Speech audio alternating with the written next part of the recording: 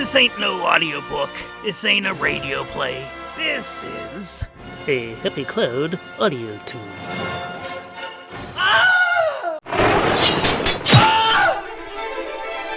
It's that time again for the Further Adventures of Rune, Return of the Miggins, brought to you by Happy Cloud Media and Chrome Toothpaste. Chapter 29, Flameswallow. When they'd last visited this particular chapter heading, Cersei and Scarlet led parades, exchanged partial nudity for beads, and barely survived nightly pub crawls. The Merry Sues rocked out and closed every bar on both Gin Lane and Beer Street, and cherished every depraved memory. Music, revelry, debauchery, some of the finest Frodis ever smoked, all could be had in the streets of Flameswallow on any given day of the fleek, particularly Saturday, but not for the reasons you might think. As they passed through the unmanned entry gates, the Miggins expected beautiful, gay, bright, and colorful, but found instead Flameswallow dark and shuttered. No music, nor revelry, despite it being Spadoinkle Day. What the blurg? Nary a soul in the empty streets, hardly a stray streamer hanging from the filthy and neglected Nicola juice lamps. In broad daylight, the once idyllic and cacophonic town was grim and drab, the colors faded to gray, as if the Blue Meanies had swept through one afternoon, if that album could indeed be trusted. As they made their way through deserted streets, the emptiness was oppressive. Now and then, they'd hear another door slam, as the tenant within cowered from the new strangers. "This is the place Schrodinger gave 4 cats?" demanded the Gax, who relied on his Schrodinger's guide for all of their touring needs. Dusty preferred the Zagnut guide. It was crunchier. Somewhere, a cat hissed and sped down an alley, toppling trash and cans and any other royalty-free sound effects available. Mostly, Flameswallow was silent. They passed an alley, stopped, and backtracked. At the end, a burning trash can, warming a very large man with a sharp knife, carving something into the bareback of a second very large man, who didn't seem to notice nor care. "Spell that again," said the first man. "M-O-M," said the second. The first crossed something out with 2 vicious slashes and started again. "Oi," said Rune, taking the lead, his hand hovering over Nose Grinder's pommel. "Oi," said the second one, his blood spattering the pavement like spring rain. Rune recognized the accent and went on in Scooperish. "We's here, looking for Thorson Yetiskull." Both men turned pale white. The recipient of the slashing looked horrified, and his back instantly coagulated. So did his front. "Don't!" said the first, dropping his knife in terror. "Don't say that name!" They threw their bloody hands in the air and fled into the night, screaming like Girl Scouts, and not the tough kind. Dusty gave Rune a look. "Think old Thorson flipped alignment again?" hissed a voice in the darkness. "Don't say that name! Sneezes blur, pay attention!" "Who's there?" demanded Scarlet. The voice didn't answer right away. Finally, it said, "This is my only line!" And then something scurried into the deeper darkness. Dusty turned to his wife. "You painted a much different picture of this place than you have behind the music episode. This is some snee. Where are we? Canary Row. Cersei, wasn't that one joint on Canary Row?" Caesar Sid's, up this way. Still without her shadow, Cersei added no additional darkness to the creep and gloom. She gestured regally at a weathered and painted peeling doorway, facade crumbling, columns ironic. "Caesar Sid's seen better days." "Yeah, back when Ozymandias wore baby shoes." "Okay, it was a couple dozen fleens ago, but Thorson Yetiskull definitely hung out here. And cannibal or not, he was reliable in a pinch. I think we're gonna need his help." "No fear, my love," said Dusty, squeezing her hand. "Nothing we can't do together. Given your love for a bazooka, I'll take the bazooka." "Touché," said Dusty, for no apparent reason. "We should keep a low profile. Equip hoods." So each did, save the Gax, who was either always naked or always covered, depending on how you viewed his hirsute nature. Cersei merely gathered the surrounding shadows around her and dimmed her visage. Thus, they entered Caesar Sid's. Inside, they found themselves within a room of guilt and God. Though the lights were dim, the decor was a visual assault. Agony to take in all at once. What had once been a hip little casino was now a bourgeois cavern. Gratuitous opulence vomiting across all. King Midas would have sneezed at the excess. As their eyes adjusted to the degeneracy, the Miggins realized with dropping hearts that their luck had decreased exponentially, for within this room, devoid of all taste and subtlety, was the very species drawn to such. Redcaps. Dozens and dozens of redcaps. All looking their way. Chapter 30. Caesar Sid's. Aware that any attempt at appearing casual would just arouse further suspicion, the Miggins kept their hoods on and made their way as a group towards the far table against a far wall. A barmaid, some sort of skunk, Rune surmised, was cleaning off the remnants of the previous diner's meal, celebration, blood, and teeth. It was that kind of saloon. Impeccably trained, the barmaid left before they could give their order. In every corner, Palantirs broadcast Squamish matches from all over Trogdine. The redcaps watched with rapt attention, complaining about every snivel, every failed frulip strike, the pitch of the flutney. No matter who who had the prince, declaring the game over after the first ogre. Sheesh, fun joint. Scarlet and Cersei shook their heads. It didn't used to be this way. It was one of the hipper cracker boxes around. I put a groper through that wall. Used to be a little plaque hanging there.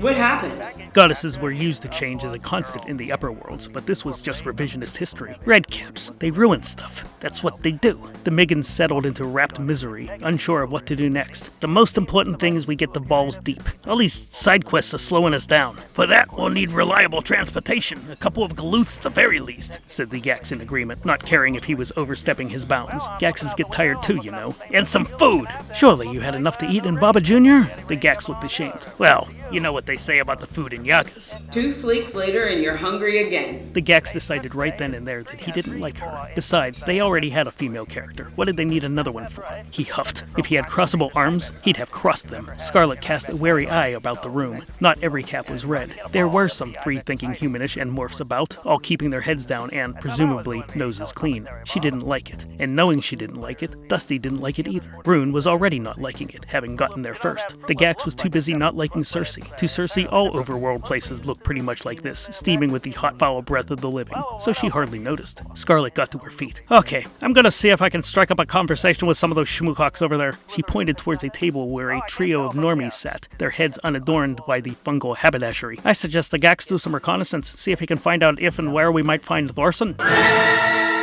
I feel up to that. Though they were fiercely loyal to their employers, Gaxes mixed well with different social groups and could really work a room when they wanted to. And Dusty, my love, she looked deep into his eyes. See if you could get us some drinks. Right ho, my reason for being. He snapped to his feet and took long strides to the bar. Scarlet had no fear that he'd be influenced by the redcaps. His optimism was the perfect repellent to any and all negativity. Yet, being naturally dusty, his good cheer would attract all of their gruesome attention, of which he'd mind not at all, allowing the rest of the Miggins to regroup. You two, said Scarlet to Rune and Cersei. Figure out what the blurg we're going to do next. My original plan was for Shadow to take us all to balls deep and be home again by dinner time. Rune gave Cersei a pointed look that she pretended didn't faze her. Best way to hear a god laugh is to state your intention. Scarlet sighed, started to say something, thought better of it, and moved away from the table.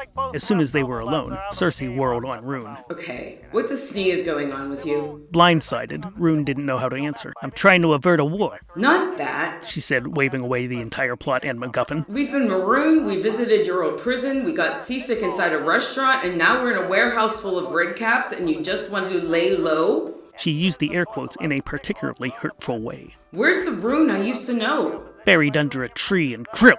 Oh no, wait, that's how I woke up when you expelled me from Dismaydana. We were young and foolish then. We wouldn't have worked out and you know it. Agreed. I thought we were past this. Cersei looked at him, then looked away. So did I. They sat in as much silence as they could. My point is you haven't even attempted to kill anyone yet, said Cersei, first to break the armistice, but not yet ready to confront the actual issues. Rune stared at her. I found the worst way to stay unnoticed is to go around killing people. Again, the old Rune, the Rune I knew and loved, wouldn't have cared about stealth if there was something in the way of what he wanted. What I want is carved into a mountain 4,000 clicks away, possibly under the thrall of a necromancer. Probably my old partner, knowing my luck, so brutality at this stage would just be counterproductive, and a little, I don't know, silly. Scarlet told me of the prophecy, said Cersei, returning her attention to her nails. They were black and ruby, and webbed with a delicate metal filigree. They also had bunnies on them. Of course she did, said Rune, sighing, resigned that there were no secrets to be kept anymore. This wasn't a conversation he wanted to have, nor did he want to be reminded how linear time had gentled his rage. I don't know what you're worried about. I mean, obviously your forest wasn't what was keeping you alive, which is love metaphors. Sure do, said Rune, taking note of the exits and other avenues of rapid egress. Cersei would not be deterred or ignored. What was time to a goddess? More so, what was the danger to a ruler of the dead, albeit one who had little effect on the upside world, or whatever you wanted to call it? What I don't understand is, well, you've already been dead once before, so you know it's not scary. Aha! She crossed her arms and settled into the shadows of the corner. Her various skulls all looked cross with him. I get it. He didn't want to ask. She wanted him to ask, and he knew she wanted him to ask. And she knew he knew she wanted him to ask. So he asked. Yet what? It's not death that frightens you, she said, turning further away from him so he had to strain to hear her say. You're afraid of commitment. His mouth opened, but the only sound that came out was a deep sigh. Okay, whatever. The room temperature dropped 12 degrees and the lights in the Nicola juice lamps dimmed. Whatever? Rune knew the right course to take. Still, he barreled right past it. What does that even mean? I'm afraid of commitment. Don't you use air quotes with me. Well, then explain yourself. You never cared about dying before. You said it was all part of the adventure. I never said that. You certainly did. I don't buy this Great Bollywood business at all. Great Berniewood. Hooray for Bollywood, who cares? Cersei leaned forward, seemed to grow, stealing the light around her. Like all gods, Cersei could be a little intimidating. You know that if you die, you come back to Dismadonna. She stared at him hard and then looked away. And to me. Again, Rune's gums flapped without noise to guide them. You haven't, look, Cersei, that's nuts. Of course, I'm crazy.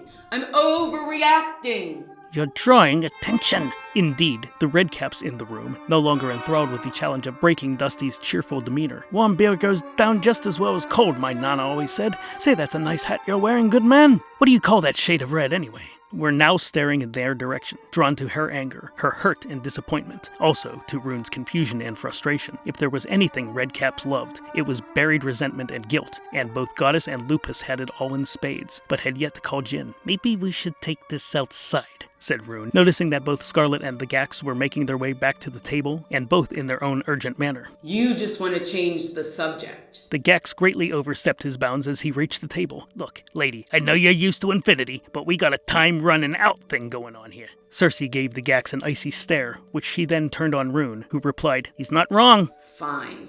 We will table this discussion until a more convenient time. Rune noticed that frost had formed on the table between them. Scarlet and Dusty arrived together. Dusty had managed to spill the contents of all 5 tankards. Still plenty enough to go around. No time. We need to look for a back door. Now what? Yetiskull may still be in Flameswallow, but he's not here, and we shouldn't mention his name. People really freak out when you say Thorson.